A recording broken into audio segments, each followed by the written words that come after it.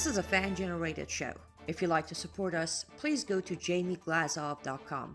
Also, don't forget to subscribe to our new Rumble channel. All your support is greatly appreciated. Hello, ladies and gentlemen.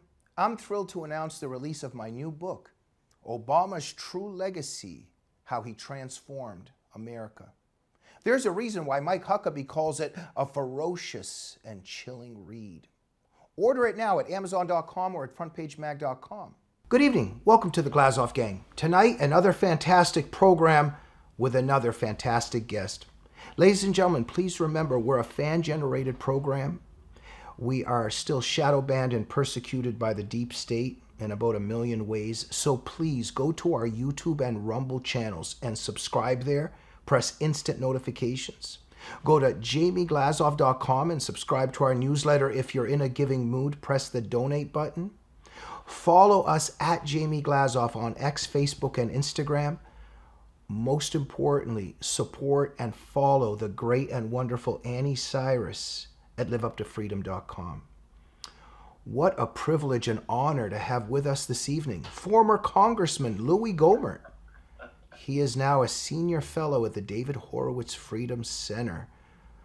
Louie, we had a great conversation at the recent event. We even bonded. What an honor to have you here. Well, it is an honor to be with you and to get to learn about your background, Jamie. That's amazing background you had, and it impressed on me yet again that some of the greatest advocates for freedom, for free enterprise,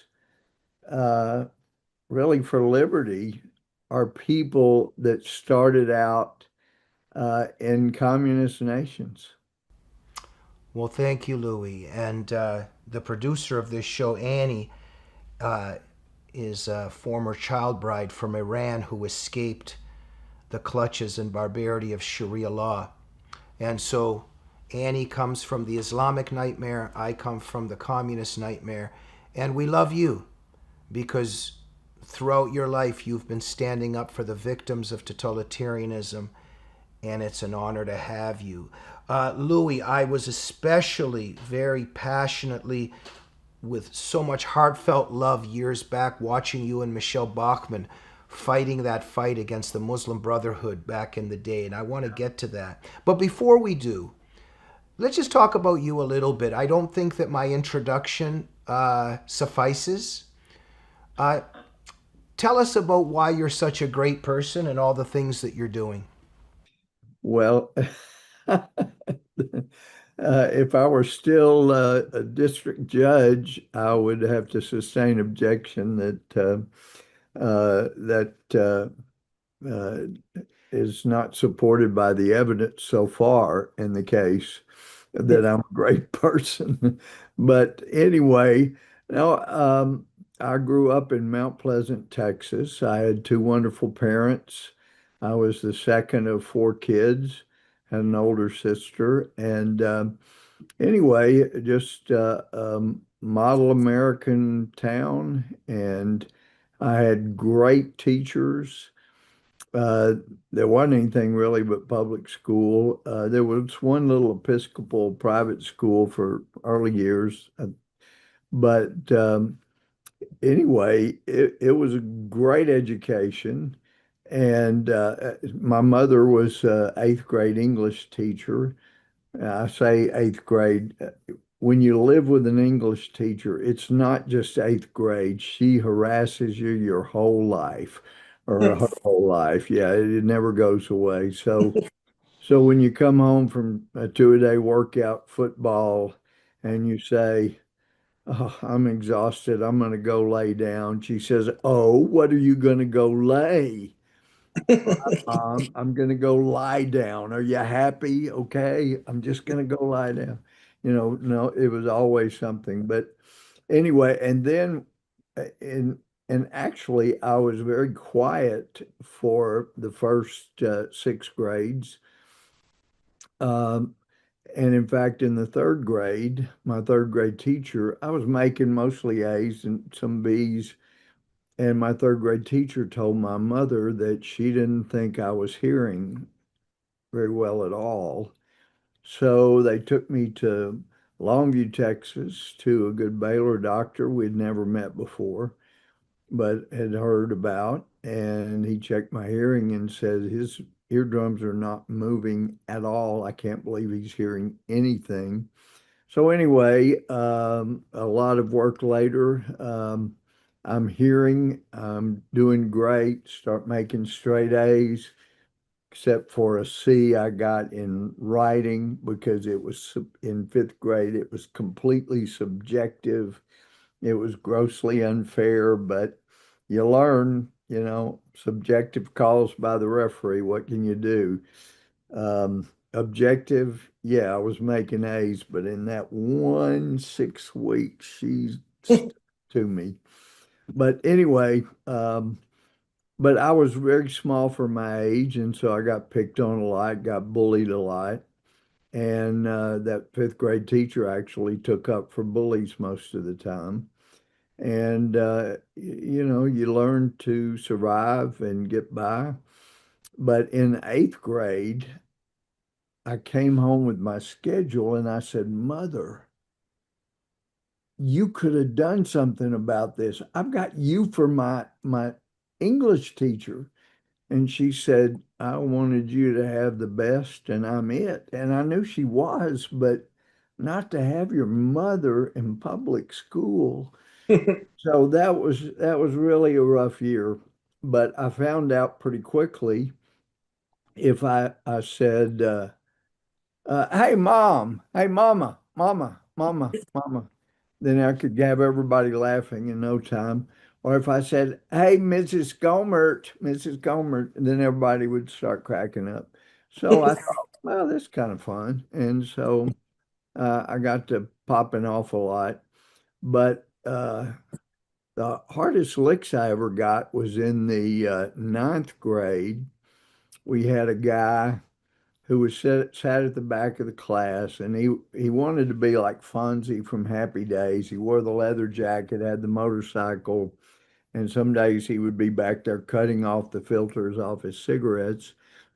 And he didn't pay attention at all. And I don't know about his home life. It may have been pretty rough, but he didn't pay attention.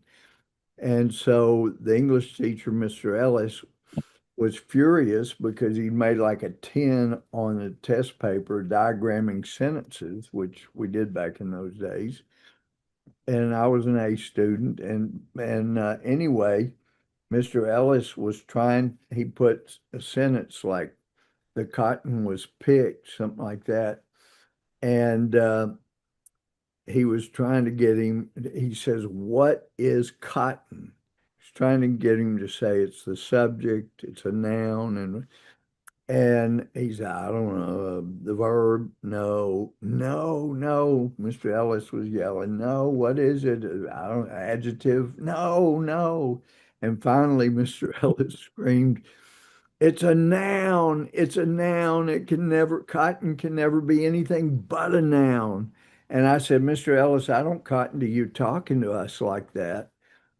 And I thought he would find that very amusing that I used cotton in a sentence as a verb. But I was wrong. He thought he didn't find that amusing at all. And I got some pretty hard licks right then and there. Uh-oh. But that was back when corporal punishment was just fine. But anyway, he took his anger at Richard out on me. But otherwise, he really liked me, but he was just so mad that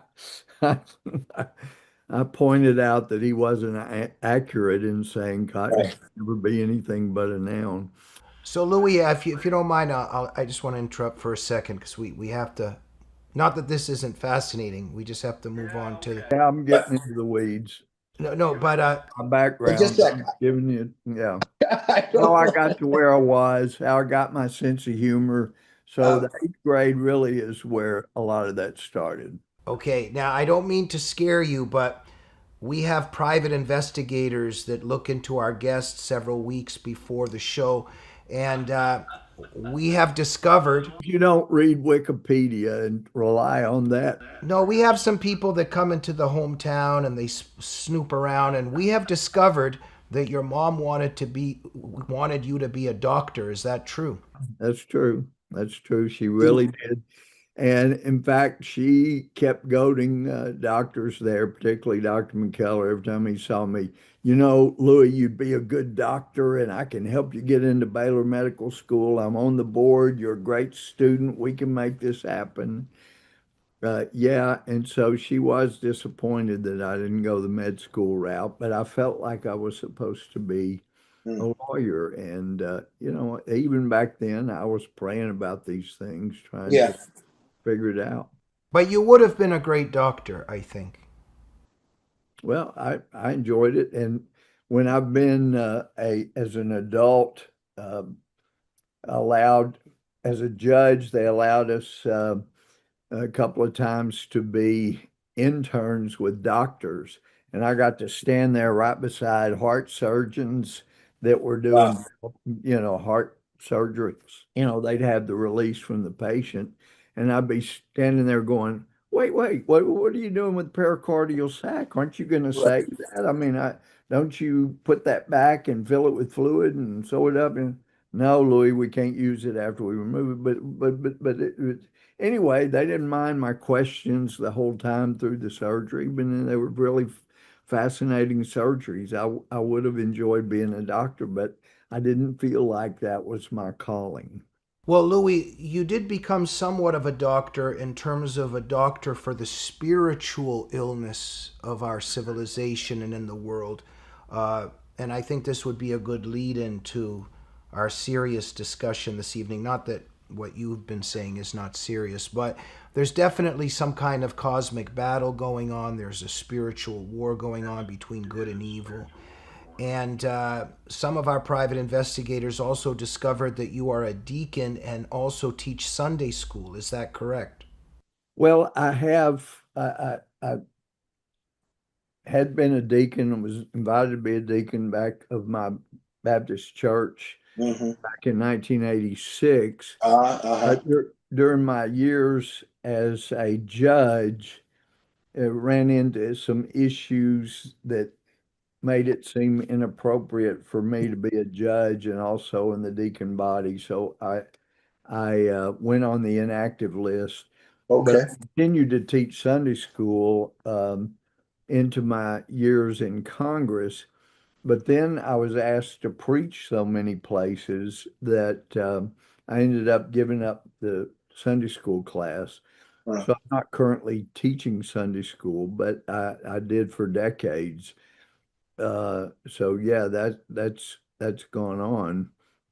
But I'm reminded of what C.S. Lewis said in his book, The Case for Christianity. He was talking about dualism, this idea. This was long before Star Wars, but it was like the Star Wars concept. It's easier to grasp that there's two forces in the universe at war, and we don't really know how it's going to come out. They're equal forces. And, C.S. Lewis said there is a battle going on in the universe, but it's not between equal forces. It's between a master and a rebel, and we happen to live in rebel-occupied territory. And that's what this world is, rebel-occupied territory. Yeah, and that's who tempted Adam and was tempting throughout the Bible. Yeah. Yes. And this is why our Savior came down and died for us, and thank you, Jesus. But speaking of the occupied territory, the devil's very busy, and he recently helped pull a trigger. And real tragedy, what happened to Charlie Kirk, and we're all very devastated.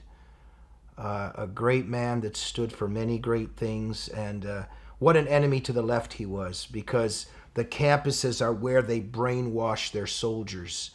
and Charlie entered that belly of the beast there, and he was stealing their soldiers away from them, because that's where the Marxists brainwash their kids.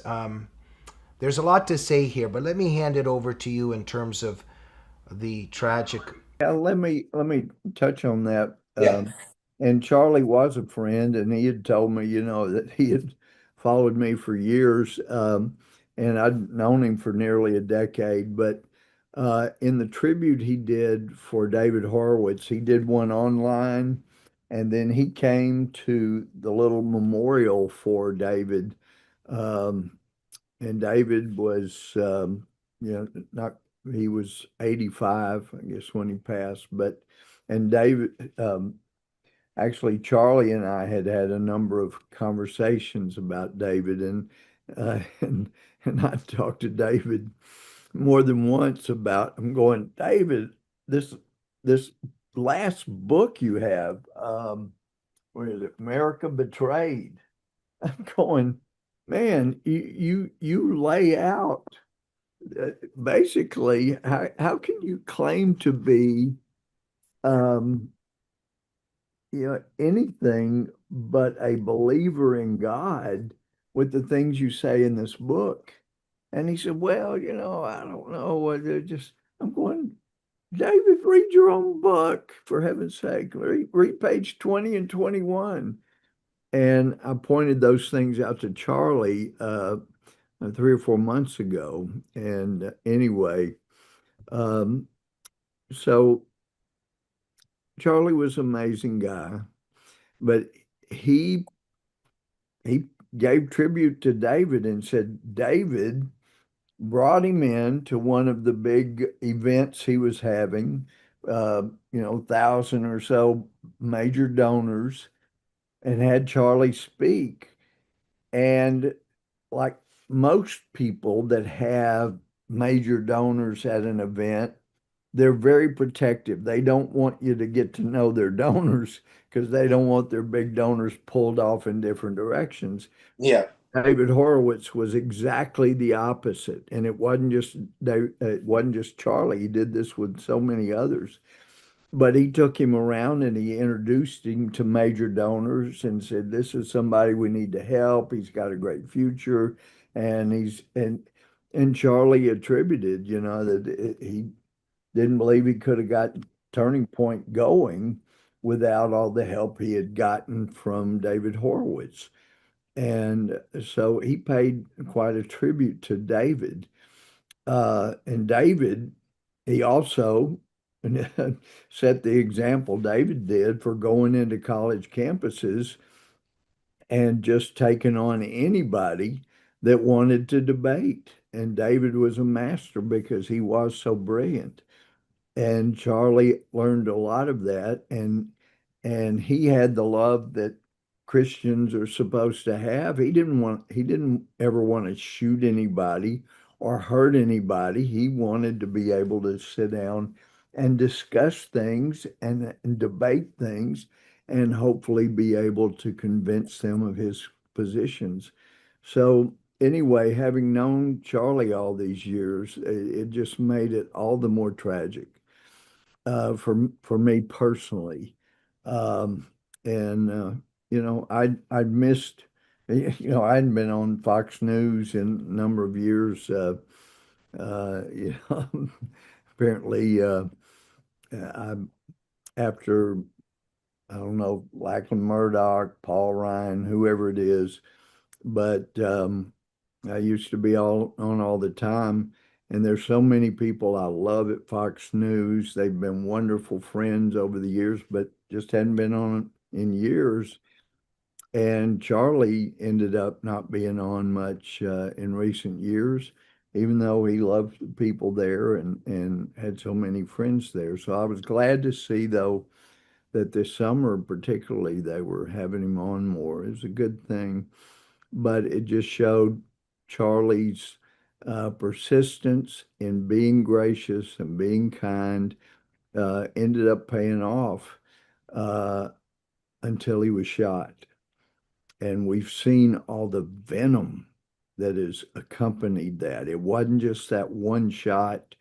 There's been hatred that has been just spewed all over the country and world that has shown how much evil has just grown. And now they're trying to put words in Charlie's mouth that he did not say, and trying to get everybody to hate Charlie and basically justify that, yeah, he deserved being killed. Very, very tragic. Just very tragic. Well, thank you, Louie. Absolutely. And if the left ever did wear a mask, the mask is off, because the way that they're cheering, I mean, they're not even hiding it anymore. Before they were a little bit engaged in deception and all this stuff, and now on social media, TikTok, on X, on Instagram, wherever I look, they're cheering. They're cheering on murder. And Robert Spencer just recently had an article up on Front Page with us, that they actually have lists now of who they want to murder next. The left is quite evil, and Louis, the leftists have blood on their hands, because whoever it was that pulled this trigger, if it was this guy, or maybe we can get into that, I'm just very suspicious sometimes of who exactly it was. We're just not told a lot of things, but when you keep calling, when you keep saying that somebody is a fascist, then there might be somebody that might think that it's time to kill a fascist. So the left has blood on its hands, right? Yeah, well, they said for years, used the example, if you had met Hitler, as a child or a young man, and you knew that he was going to end up killing so many millions, wouldn't you have been willing to kill him and prevent all those millions of deaths? And people go, well, yeah, well, that's what we're looking at. So when you start calling President Trump or people like us, Hitler, fascists, all those things, then they've already created Yeah. the scenario that, oh, then that means it would be okay to kill these people. Yeah. And, I got death threats when I was a judge. I got death threats when I was in Congress.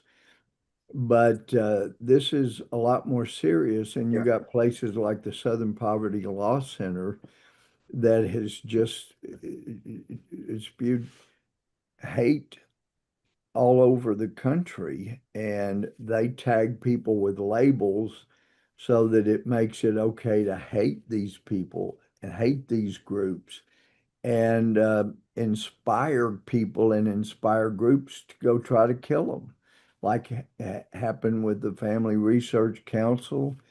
It happened with, coming on our baseball field, and Steve Scalise still bears the scars and the difficulties he still has from that shooting. But um, and there will be more in the future when you look at the way people are treating the shooting of Charlie Kirk. Louis, I think it's going to escalate. They're coming for us, right? It is. Yeah. Yeah, the evil is escalating, and but Louis, we gotta have now. If there's an outside event, there's gotta be what the Pope has around him, especially after Trump. There has to now be the bulletproof plexiglass. If you're outside, you gotta have security, and if you're not wealthy enough, just have some volunteers checking the rooftops. If it's an indoor event, I mean, conservatives have to escalate their security by leaps and bounds now, correct? Well, that's going to be hard to do because members of Congress, unless you're speaker or minority leader and have your own security detail, you don't have a budget that provides enough to allow you to have security that you need. The best that you get is having the sergeant at arms come to your office and um, in your district and make recommendations of how you can improve security, but that's about it. Um, and then in your district, you can contact local law officers to try to provide security. Yeah. But as we saw, there were, you had the university law officers trying to provide security, but it wasn't near enough since it was out there. Yeah. But Louis, as conservatives, you don't see okay, first of all, we don't go out and try to kill people. Uh Conservative. I mean, there's some people that have. I mean, the shooting up in Minnesota was just absolutely outrageous, going in and killing the Democrats in their beds. That, but most of the time these days, it is it is conservatives that are the ones that are being the targets. Yes, and also we don't cheer as conservatives. When somebody bad in our flock, that's an aberration, because we don't support that. And you don't find Christians or Jewish people that are devout dancing. We don't dance when people get killed, but the left dances. The left dances. And Louis, so And make jokes, yeah, make jokes, and go on TV and make jokes like it's funny. what I fear is that, in my country that we escaped, there was a red terror till the end. Till the end, but that's another issue because I'm not sure it's the end. As you have pointed out in a wonderful article at Front Page recently, Putin, this is just the KGB continuing. But that red terror that came in after the Bolshevik Revolution, I fear that that's coming here with escalation, and the left is behind this. But let's move on to some other issues. But let's just look. We can never close on Charlie, a wonderful human being, but just such a strong and brilliant warrior. And this has definitely hurt the cause for freedom and justice to lose a great leader like him, right? Oh yeah, he was changing hearts and minds all across America's young people. And that's where we needed to be. That's what we needed to have happen because, the Bill Ayers of the world, that the communists like David Horowitz started out, um, they found out in the late 60s and 70s that blowing things up, rioting, killing people didn't really achieve them anything. So they moved into universities, got tenure as professors, and began teaching future teachers that socialism, communism, progressivism, whatever you want to call it, it's still the same thing. Yeah. That it was a good thing. And so you have wonderful kids who were brought up as Christians Yeah. asking questions like, now, I know socialism is supposed to be bad, but it sounds like a Christian concept, everybody sharing, from those according to their ability to those according to their needs. But it is not a Christian concept because invariably you have power hungry people at the top that are have resulted in the deaths of killing more millions than any form of government in the history of mankind. Between between Stalin and Mao, there's never been that many millions of people killed by any form of government. So uh, that's what happens when there's that much power. And as Stalin said, with power, dizziness. Um, but uh, but but I thought Dostoevsky made a great comment, and Solzhenitsyn mentioned it in his book, The Gulag Archipelago. He quoted Dostoevsky as saying, "The problem with Marxism is atheism. And he is so right. Yeah. Under Marxism, there can be no belief in a creator, Yeah. which we had, in a true God, which there is. Uh, it has to tell people the government is your God, and we're starting to hear that from people. Well, your rights come from the government, and I was talking to you this weekend about my summer exchange experience in the Soviet Union back in the 70s when it was really the Soviet Union. And we got to see, there were 8 Americans allowed in. We had a camp stay for half the summer and then city stays. But going out to Zagorsk, have you ever heard of Zagorsk? It was back then, it was the only officially allowed seminary. There were 40 students allowed a year into the Russian Orthodox seminary, which meant the Russian Orthodox Church had to bow and scrape to the communist leaders. But this ancient kind of walled city of Christian heritage, as you turned into the gate, there was a building there that had a painting of Lenin's face. And above it, it said in Russian, Lenin, and below it, Znami, which means Lenin is with us. In other words, you may be turning into this Christian village place here, but there is no God. It's Lenin who is with us. Yeah. And I'd already been to Lenin's tomb. I knew he wasn't with us for sure. Right. He absolutely wasn't with us. So anyway, but that's Marxism, communism, progressivism. The government has to become God. Right. It's a very, very dangerous situation. And as Daniel Greenfield was pointing out in one of your other interviews on the Glazov Gang, about 1984, they just keep beating you down, saying 2 + 2 is 5.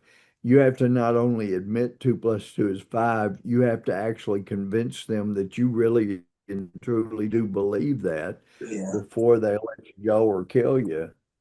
Thank you, Louie. And yeah, so that is Daniel's so right. That's Yeah. they get people to accept a lie, and then they can get you to accept anything. Well, thank you, Louie. I'm so sorry if I seem like I'm interrupting. It just I'm so honored to have you here, and I want to pick your brain on a couple things before our time expires. But so much of what you're saying resonates with me because my dad introduced me to Fyodor Dostoevsky when I was a kid, and in the Brothers Karamazov, absolutely. Well, in many of his books, but he was a prophet, what the socialists and Marxists would do. But in the discussions in Brothers Karamazov, it's clearly said that if God doesn't exist, then everything is allowed. And so that's another corner of that. Louie, you have so much experience.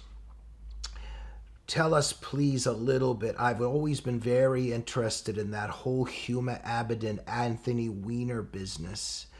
And now Huma Abedin's marriage in hell, I would say, to Soros's son. I think his name is Alex, if I'm correct. But that's kind of haunting. But back in the day, you and Michelle Bachmann were legitimately, heroically so concerned about Muslim Brotherhood infiltration and what they're doing through CARE and those front groups. And to the best of my memory, there were really only 5 of you, if something like that in the signed. 5 of us signed the letter. There were really Michelle and I did more on putting the letter together, but and doing the editing and whatnot. But we had 5 letters going to 5 departments, And there was nothing horrendous in the letters. They simply said they would comment about some aspect of something like care, or in one that uh, mentioning Huma Abedin's role in the White House, but or in the State Department with Hillary Clinton, and just asking for an investigation as to the extent of Muslim Brother influence in that department. That's all we were asking for. Louie, Huma Abedin comes from a Muslim Brotherhood family. She's at the right-hand side of Hillary Clinton. It's like having a KGB family member in the, I mean, but go ahead. Well, there's all kinds of aspects to that. But that's all those letters were saying, is just asking for an investigation. And it didn't it didn't accuse Huma Abedin of anything like we could have in the letter itself. It just pointed out that in the one regarding I think that was the State Department, because Hillary Clinton was involved, that her father had been a leader of the Muslim Brotherhood, and her mother had helped start like a female auxiliary organization in support. And Huma herself was on the masthead of an organization that was started by a guy that was absolutely a leader in the Muslim Brotherhood. And so there were all kinds of questions that needed to be raised and questions that needed to be answered. But we also, like with the CIA, they had brought care in to their department and showing them around and trying to have a nice working relationship with them. Yeah. And when Mueller was the head of the FBI, they had this outreach to Muslim. In fact, he was testifying before the Judiciary Committee, and he said, we have this. He said the Muslim groups are just exactly like every other religious group, every other religious group. And he went on to say, and we have a outreach, an FBI outreach to our Muslim groups. And so I said, well, Director Mueller, you've said that Muslims are just like every other religious group. And you've said you have an outreach group directly with the Muslims. So I'm wondering how your outreach group with the Baptists and, the all these, and the Jewish groups and all these other groups are going.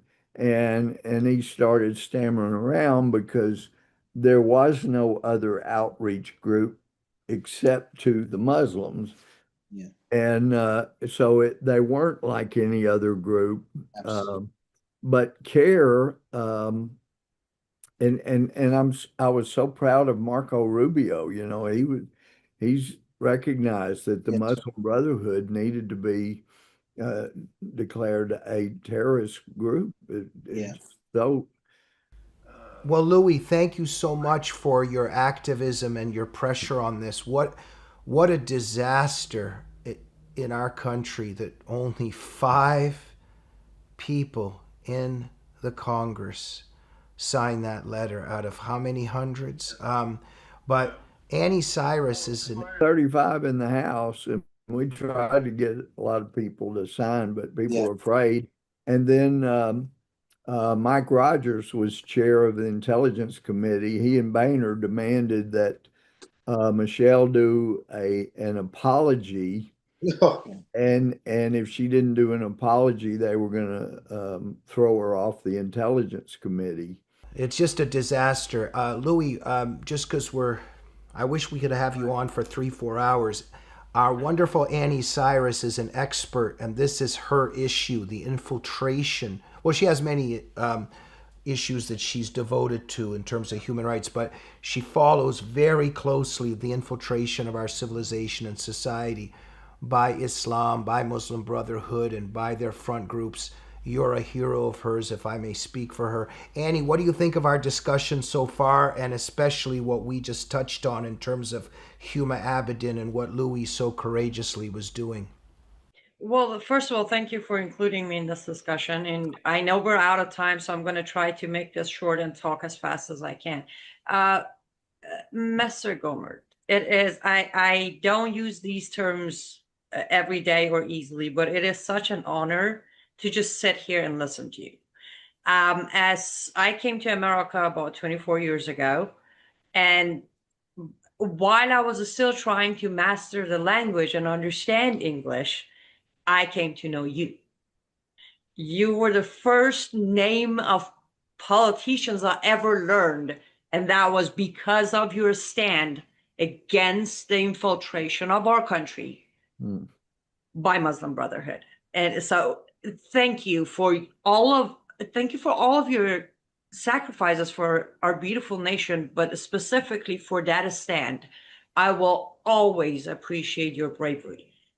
But Well, Jamie, well, my heart breaks for all those people in Iran that they deserve better and they should have better.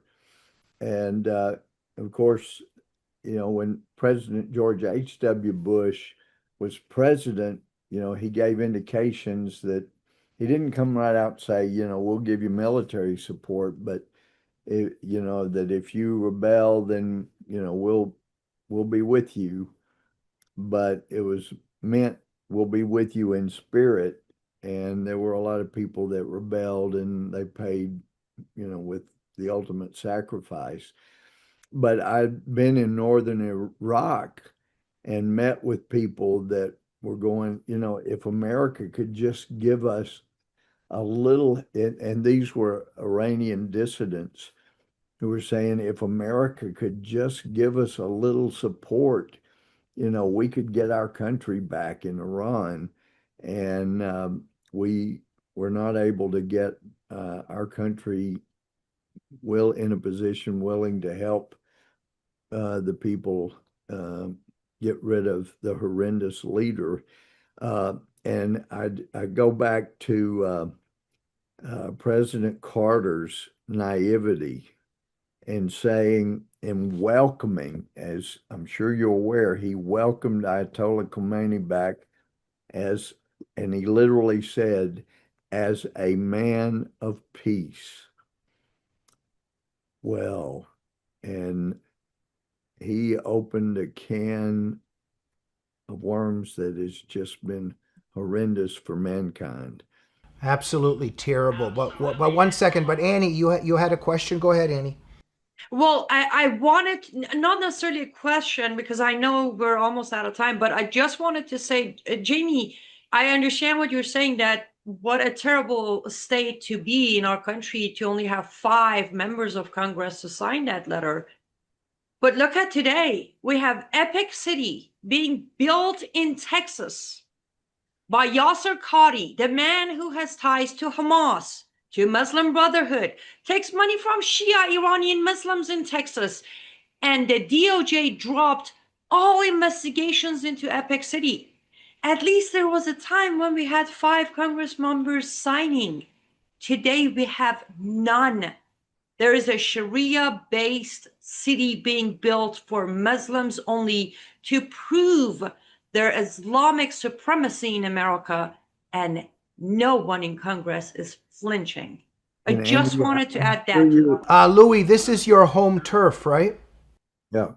And I'm sure you're aware of the symbolism This is really coming at the scene of the worst defeat for the Muslim Brotherhood um, in the court case that found against the um, that was in the Dallas area, and now the triumphant city coming in close to where all that happened. So, and I know our governor, Greg Abbott, has announced this isn't going to happen. We're going to stop it. But I can't find out that anything has been done other than that statement. The city is going on unabated. It is rather tragic because that's not the way cities are supposed to be built in America. That's just, not the way we're supposed. Well, thank you, Louie. Annie, so what kind of cities is going to be? Will everybody have to be veiled? Will the women have to be veiled? Are there going to be stonings? Can you walk a dog? What's gonna happen there? Well, if you talk to them, nothing. But when you follow the paperwork, it's going to be a Sharia-based city, which means, yes, women are going to be monitored by morality police assigned by Yasser Qadi to have the proper hijab. They already have, without a permit, they already built their funeral home and their morgue there. Sorry, not morgue. What do we call it? The cemetery. They have built a cemetery without a permit, which again, investigations were dropped. But if anybody looks into Islamic ritual of cemetery, that goes against our health department codes. It cannot just be built in the middle of a city. This sounds like a nightmare. Louie, let me let you finish on that. Well, there's been a lot of profound statements made about it. Was not going to happen in Texas, but we're not seeing actions to stop it. And so that's problematic, not from our Attorney General Paxton, not from our governor, lieutenant governor. I'm not hearing anything that's actually being done that would actually prevent it from going ahead and being completed. So I hope I'm wrong. I hope something's going to happen. But the only way that'll happen is if there's enough political pressure brought to bear to prevent that from happening. But you're familiar with the Holy Land Foundation trial. That was the one that they convicted people of supporting terrorism with the money. Yeah. And that was in the Dallas area federal courts. And this will really be, kind of like when they wanted to put a mosque right in ground zero, kind of as a triumph. This is really putting a triumph where they had a bit of a defeat in foundation trial. Very correct. At some point, for some good reason, Americans stood up and stopped the build of that mosque on ground zero. But today, New York has bowed to Mamdani, the Islamist socialist candidate. So we need to look in the mirror and say, why did we not learn anything? And why did we easily bow to what we stood up to on September 11 and maybe a year after? Well, and I can tell you, going back, it wasn't long after 9/11, I talked to the FBI agent who had put together the big training manual on training FBI agents on how to discern who had been,